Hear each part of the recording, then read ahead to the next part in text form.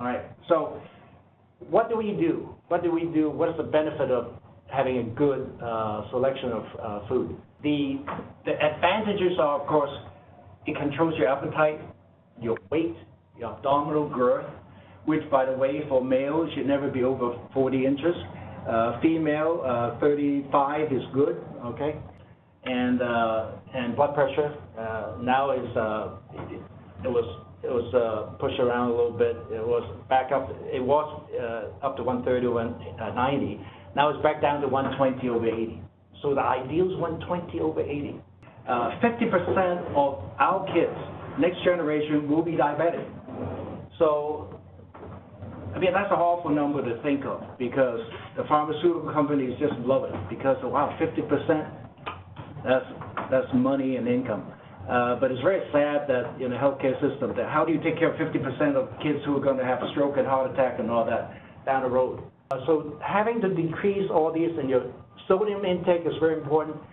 Proper diet, you should never take more than, say, 24 milligrams of salt per day. And if that's equivalent to one teaspoon of salt level, not heap, okay? And so if you have good foods, what does it help? All medical problems, I think, will be lowered, all right? I would say easily 80% of medical problems you can control with proper food and dieting. So let's talk about the types of carbohydrates. What do we usually see? What do we usually eat? They're not all the same. They are divided into low carbs vegetables. They have low glycemic foods, meaning to say there are foods that I will list them later on. That tells you that if you eat that, it's not going to jack your sugar up and spike it. Because unlike, say, a glass of Coca-Cola, 40 grams of sugar in there, when you drink it, your sugar just goes way up. And your body would normally be able to control sugar that spikes and never go above 165 milligram percent in your body. And the low glycemic foods will not spike. So even though the piece of bread, whatever you eat, is low glycemic, it will stay lower than what it usually is. And it maintains a lower one. So it burns off slower. It's like a coal that lingers and burns longer. Okay? So that's low glycemic foods. Very good for you.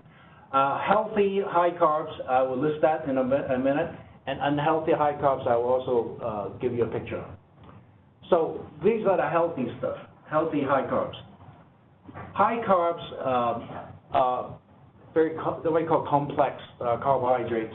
A sweet potato is one of my favorites. I always tell you, instead of just potato, sweet potato. And beets, as you can read all that, oranges, berries, all the berries I love, okay?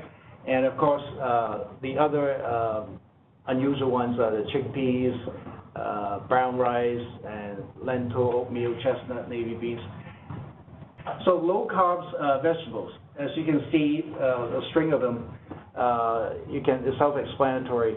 And of course, on the bottom will be zucchini, mushrooms, garlic, eggplant, bell pepper. There's certain relevance of carbs to your diet, especially vegetable. I'll point out later. Now, these are low glycemic foods. So we talk about, whole wheat tortillas, whole grain rice, bread. Tomatoes, skim milk, oatmeal, chickpeas, right? Couscous, wonderful. Couscous is one of the better ones. Proteins, as you can see, we all know what protein is. One glance, that's protein. But most of the stuff is animal protein, we recognize. But we don't consider vegetable protein as much. So the movement nowadays is moved towards plant protein, which is listed here. So, wild rice, peanuts, peanut butter, wheat, chickpeas, etc. Greek yogurt is great, cottage cheese is also good. Avocado, wonderful, okay? And now, the oil that we use, touch on fat. Monounsaturated fats is what we are promoting. And that comes from avocado, olive oil, extra virgin olive oil, and nuts. Now, you go to Costco, they have buckets of these things, and they go in gallons. And my personal preference is I like to buy things that are smaller, that last not as long, because oil in many ways goes rancid on you. So if you buy a big gallon size, you know, you can't finish it for a year or two, may not be that good. Now, omega-3 that we all hear about, supplements that we take a lot of times, just make sure you don't take omega-6. 6 is not good for you. I mean, you don't need to take supplements. But fatty fish, this is a source of omega-3, some plants, nuts, and peanuts. Now, these are things to avoid. All the fast foods, okay? I mean, you talk about corn syrup, sugar. These are, unfortunately, a majority of foodstuffs in the market are full of corn syrup. And, of course, some of my favorites are in there. I won't tell you which one, but we were just talking about candies and sugary drinks and fast foods, but there they are. Canned fruits, I think you can splurge for some canned fruits. Just don't drink the syrup. You know, I think that's just too much sugar.